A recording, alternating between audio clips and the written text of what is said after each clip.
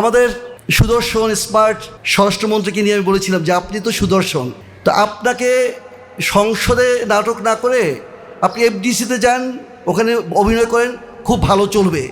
কারণ আপনার চেয়ে বড় নাট্যকার অনেক, যিনি সুন্দর নাটক করতে পারেন, অভিনয় করতে পারেন, তিনি হচ্ছেন শেখ হাসিনা। তার মতো অভিনয় তো আপনি করতে পারবেন না। তিনিই যখন নাই, আপনার এই ছোটোখাটো নাটক এটা চলবে না। তো কাজেই আপনাদের জন্য আজকে আমি এই কথাটা দিয়ে শুরু করলাম যে আসলে শেখ হাসিনা এতদিন কেন টিকলো। শেখ হাসিনার টিকসের কারণ একটা হাইওয়ে, এখান দিয়ে আপনার মনে করেন রাজপথের আন্দোলন হচ্ছে, বিএনপির মতো একটা অথর্ব দল ওখানে একটা মরা হাতির মতো শুয়ে আছে, নিজেও কিছু করতে পারে না আর কাউকে করতেও দেবে না। এরকম অবস্থায় চলেছে 17 বছর। আপনারা দেখেছেন যে কীভাবে তারা আন্দোলন করেছে, বালুর ট্র্যাক পর্যন্ত সরাতে পারে। আপনি ধরেন যে খালেদা জিয়া অপোজিশন আছে, সরকারে আছে, আর শেখ হাসিনা অপোজিশনে, সুদা সদনে শেখ হাসিনা অবস্থান করতেছে, আপনারা জানেন এই নামগুলো। ওখান থেকে উনি পল্টনে যাবেন। 3 ট্র্যাক কেন, 20 ট্র্যাক যদি বালুর ট্র্যাক থাকতো, ওই ট্র্যাক থাকতো ওখানে? বলেন তো, কখনোই থাকতো না। তাহলে রাষ্ট্র কে চালাবে, ক্ষমতায় কে আসবে? শেখ হাসিনার এই ফেসিজম, এই স্বৈরাচার দীর্ঘায়িত হয়েছে এই অথর্ব বিরোধী দলের কারণে, এই বিশেষ করে বিএনপির ভুলভাল নেতৃত্বের কারণে।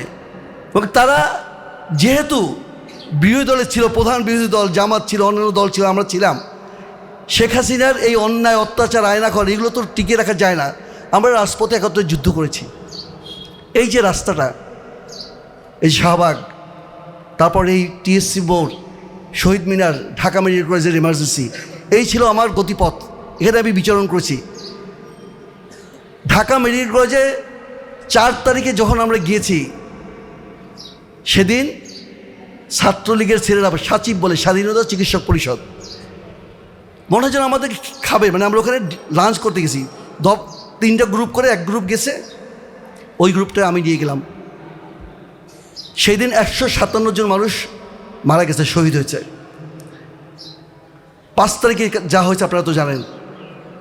2 তারিখে ফ্রাইডে শহীদ মিনারে চিকিৎসকদের নিয়ে আমরা যখন উপস্থিত হই, বৃষ্টি ছিল, আমাদের সাদা এপ্রিলে আমার মেয়েরা আসছে, মানে আমি বুঝতে পারি যে এত মানুষ আসবে। আমি ভাবছি 100-200 আসবে, প্রচুর মানুষ চলে আসছে, প্রচুর স্টুডেন্ট, ডাক্তার। সেই দিন এই মেরিয়ে পারে একটা ঝড় বয়ে গেছে যে এই লাল টি শার্ট পরা লোকটা কে, retired major Minar, who is that man. ওই দিন তো আমরা জানি না যে কি হবে। আর ওই স্বাধীনতা চিকিৎসক পরিষদ, আওয়ামী লীগ, ছাত্রলীগ, যুবলীগ, তারা তো জানে না, তারা তো জানে এটা দীর্ঘায়িত হবে এবং আমরা সবাই মরে যাব, সারেন্ডার করবো। তারা আবার 25 বছর 50 বছর রাষ্ট্র পরিচালনা করবে। 3 তারিখে তারা ওইখানে আবার চিকিৎসকদের একটা সম্মেলন দেয়, সেখানে আয়া বুয়া সুইপার সব নিয়ে ওখানে গেছে এবং তারা অনেক কড়া নোংরা কথা বলেছে। সেই কথাগুলো সব রেকর্ডেড ছিল এবং 5 তারিখে দেশ স্বাধীন হয়ে গেছে।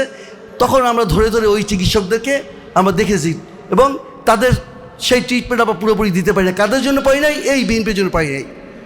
কারণ তাদের মধ্যে তারা ঢুকে পড়েছে এবং তারা সেখানে স্থান দিয়েছে। এই কথাগুলো সব আপনারা জানেন। এখানে বেসরকারি বিশ্ববিদ্যালয়ের স্টুডেন্টদের নিয়ে কথা হয়েছে। আসলে স্টুডেন্টের আবার কোনো রং নাই। স্টুডেন্ট মানে স্টুডেন্ট, স্টুডেন্টদের যে নৈতিকতা, তাদের যে আদর্শ, এর ধারের কাছেও একজন কর্মজীবী যেতে পারে না। কারণ পারে না যে স্টুডেন্ট শুধুমাত্র ওর নৈতিকতার টইটুম্বুর থাকে। একটা সেলের মধ্যে যেমন নিউক্লিয়াস থাকে, ওই সেই নিউক্লিয়াস সমাজের। এবং আমি বলতে গিয়ে এইটুকু বলি যে যাদেরকে আপনি পছন্দ করবেন না স্টুডেন্ট অর্গানাইজেশন, সেখানেও আপনি কিছু ভালো মানুষ পাবেন। আপনার সাথে বিরোধিতা আছে, বাট নৈতিক কিছু ছেলে মেয়ে ওখানেও আছে। কাজেই 18 তারিখের পর এরা যে রাজপথটা দখল করলো, এদেরকে তো আমরা অবজ্ঞা করতে পারি না। কাজে এখানে তাদের স্ট্রেক আছে এবং আবার যে ডাকটা আসবে সামনে, আমি স্পষ্ট দেখতে পাচ্ছি, সেখানে আবার তারা এই ভূমিকাটা রাখবে। কারণ দেখেন, বিএনপি যে ভুলগুলো করতেছে, এগুলো হলো ক্লাস 5-এর ছেলেমেয়েরা যে এক কথায় প্রকাশ ওখানে ভুল টুল করে না, সেই রকম ভুল। মানে এরা বুঝতেই পারছে না। কারণ আপনি অটো পাস হয় না মেট্রিকে, ইন্টারমিডিয়েটে, তো অটো পাস হলে কিন্তু সে মানে পড়ার মর্যাদা তারা বোঝে না। এরা তো অটো পাস, বিএনপি আসলে অটো পাস করে সংসদে বসছে, সেরকম একটা দল আছে। এর যে গুরুত্ব কী, মর্যাদা কী, তার তো শিলংয়ে বসে সেটা বোঝে নাই। আপনি তো দেখছেন তার পোশাক, ওই শিলংয়ের ইয়েতে কীরকম তার পোশাক ছিল, কীরকম তার চেহারা সুরজ ছিল, কাদের সাথে গল্প করেছে। আমরা এটা বলতে চাই না কেন, বিএনপির প্রতি আমাদের যথেষ্ট মমত্ববোধ আছে, রেসপেক্ট আছে, ভালোবাসা আছে, শ্রদ্ধা আছে। আমরা একত্রে যুদ্ধ করেছি। যে আমার বাংলাদেশ পার্টির অফিস হচ্ছে পল্টনে, ওখান থেকে আমরা যখন বিএনপির অফিসের সামনে দিয়ে আসতাম, আমরা বলতাম যে বিএনপি অফিসের তালা কেন, খুনি হাসিনা জবাব চাই। এই ছিল আমাদের স্লোগানের ভাষা। খালেদা জিয়া বন্দি কেন, খুনি হাসিনা জবাব চাই। তা কাজে এই তো কয়েকদিন আগের কথা। এত বিস্মৃত মানুষ কীভাবে হয়, তা তো ডিমেনশিয়ায় ভুগছে না, এত স্মৃতিভ্রষ্ট মানুষ কীভাবে হয়। আমরা যে ওয়ার্নিংগুলো দিতে চাই, আপনারা 69% ভোটে হাবর জয়যুক্ত হয়েছে, এবং আপনারাই বলেছেন যে হাতে ভোট দিন। আমাদের তারেক রহমান সাহেব বলেছেন, মাননীয় প্রধানমন্ত্রী। সেখান থেকে আপনারা ইউটার্ন কীভাবে নেন? বাংলাদেশের মানুষ তো এত সহজে ছেড়ে দেওয়ার পাত্র না, আগে দিত। কিন্তু 24 আমাদের মধ্যে একটা চ্যালেঞ্জ নিয়ে আসছে, একটা চেঞ্জ নিয়ে আসছে, পরিবর্তন নিয়ে আসছে। এই পরিবর্তনটা আমরা সবাই উপভোগ করছি, এবং এটা চলতেই থাকবে, এটা থামবে না। কিন্তু 24-এ যে চেঞ্জটা হচ্ছে, এই চেঞ্জটা আরও ফেব্রিকেশন হবে, ইনফ্লেটেড হবে, স্ফীত হবে। এটা সংকুচিত হবে না, এটা কনভার্জেন্স হবে না, ডাইভার্জেন্স হবে। এটাই হওয়া সম্ভব, কারণ আমরা ছোট ছোট নদী খাল বিল হয়ে এখন আমরা মেঘনায় পড়েছি, এবং মেঘনা গিয়ে বঙ্গোপসাগরেই পড়বে। মেঘনা যত বঙ্গোপসাগরের দিকে গিয়েছে, তত এটা প্রশস্ত হয়েছে। অতএব আপনাদের এইটা ভাবার কোনো কারণ নাই যে আপনারা শেখ হাসিনার ওই সুন্নত ফলো করে আবার স্টুডেন্টকে, বাংলাদেশের জাতিসত্তাকে বিভাজিত করবেন। যে জঙ্গির নাটক, যে নাটক শেখ হাসিনা করেছে, যা যা বলেছে ওনারা সেইটাই করতেছে। এই সহজভাবে তো হবে না, কঠিন কিছু বলেন যেটা আমরা বিভ্রান্ত হব। আপনারা এমন কিছু বলছেন না যাতে জনগণ বিভ্রান্ত হচ্ছে। জনগণ আপনাদেরকে ছিছি বলছে, থুথু দিচ্ছে, নিন্দা জ্ঞাপন করছে, এবং অকৃতজ্ঞ বলছে, কৃতজ্ঞ বলছে। শুধু অকৃতজ্ঞই বলছে না, কারণ আপনারা কৃতজ্ঞ। যাদের মাধ্যমে আপনারা এখানে বসেছেন, এখানে এনসিপির লিডার আছে, তাদেরকে আপনারা নোংরা ভাষায় কথা বলছেন, তাদের পিছনে রাখছেন, তাদের পথ রুদ্ধ করে দিতে চাচ্ছেন। এটা তো হবে না, এটা হওয়া সম্ভব নয়। কাজেই এখানে আছে করণীয়। করণীয় খুব সহজ। করণীয় হচ্ছে যে আমাদের কাছে জুলাই সনদের ধারাগুলো সবগুলো আছে, অধ্যাদেশগুলো আছে। এগুলো বাস্তবায়নের জন্য আপনাদের হাতে অনেক যুক্তি আছে।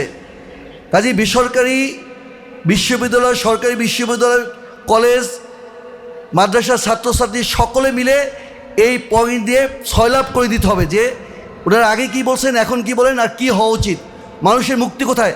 এইটা বাস্তবায়ন না করা মানে কি জানেন? ওনারা আবার যুগ যুগ ধরে প্রধানমন্ত্রী থাকতে চান। এটা না করা মানে ওনারা যে একবার যে বিচারকের বয়স বাড়িয়েছেন, এই বিচারকের বয়স বাড়াতে চান। ওনারা আবার আয়নাঘর করতে চান, যে আয়নাঘরে ওনাদের কর্মীরা ছিল সে আয়নাঘর ওনারা করতে চান। তার বিরোধী মতকে ওনারা গলা চিপে ধরতে চান।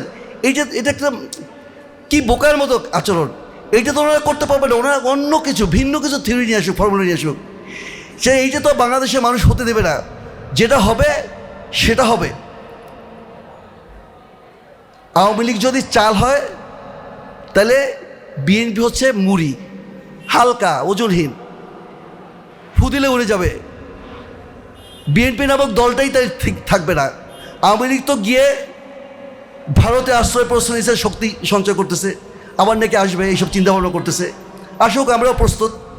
কোন রুটে ঢুকবে, কখন ঢুকবে, প্লাস্টিক সার্জারি করে আসবে কিনা আমরা সেটা দেখে নেবো, কেন আমরা জানি প্লাস্টিক সার্জারি করলে কী কী চেঞ্জ হয়।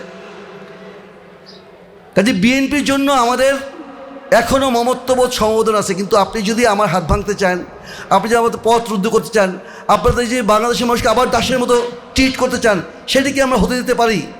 আমরা কি সেই রক্ত নিয়ে জন্মেছি? আমরা কি সেই জন্য রাজপথে ছিলাম? আপনারা তো ছিলেন না।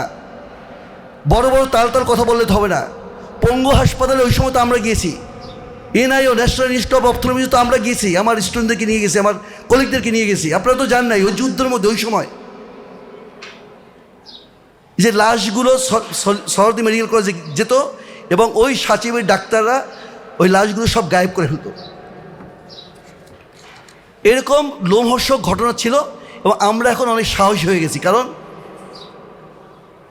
যে আর্মি, বিজিবি, আপনার র্যাব, পুলিশ, আনসার, তার সাথে হেলমেট বাহিনী, তার সাথে বন্ধু রাষ্ট্রের সহযোগিতায়, এগুলোকেই যখন আমরা কুপকাত করতে পেরেছি, আমরা হটাতে পেরেছি এবং পালাতে বাধ্য হয়েছে, উনি কত মিথ্যুক। আচ্ছা, একজন মানুষ নাস্তিক হোক, তার অধীনে আমি, সেই প্রধানমন্ত্রীর অধীনে আমি থাকতে রাজি আছি, কিন্তু একজন মুসলমান মুনাফেক, সেই প্রধানমন্ত্রী নিয়ে আমি, তার অধীনে আমি নাগরিক হিসেবে বসবাস করতে রাজি না। উনি বলছেন যে উনি নাকি ভাবছেন এই হেলিকপ্টারটা কোথায় যাবে, টুঙ্গিপাড়া যাবে।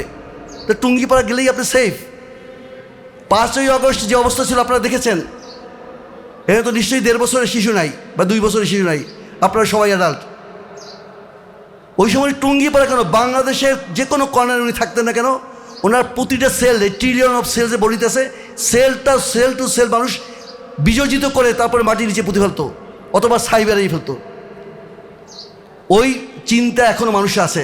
কাজেই যারা এখন রাষ্ট্র ক্ষমতা আছে, আপনাদের কাছে আমাদের বিনীত অনুরোধ, আপনারা এই সংস্কার, জুলাই যে সনদ আছে, এটা বাস্তবায়ন করেন, গণভোট মেনে নিন এবং বাংলাদেশের মানুষকে শ্রদ্ধা করতে শিখুন। এরা সবাই বাংলাদেশের মানুষ, নাগরিক, এদেরকে রেসপেক্ট করতে হবে, তাদেরকে তুচ্ছ তাচ্ছিল্য করা যাবে না। এটা যদি করেন, রাইট ট্র্যাকে আসেন, আপনাদেরকে সেলুট। রাইট ট্র্যাকে আসবেন না, অতএব শেখ হাসিনার যে পানিশমেন্ট হয়েছে, এই পানিশমেন্ট পাওয়ার জন্য প্রস্তুত থাকুন। ধন্যবাদ সকলকে। আসসালামু আলাইকুম।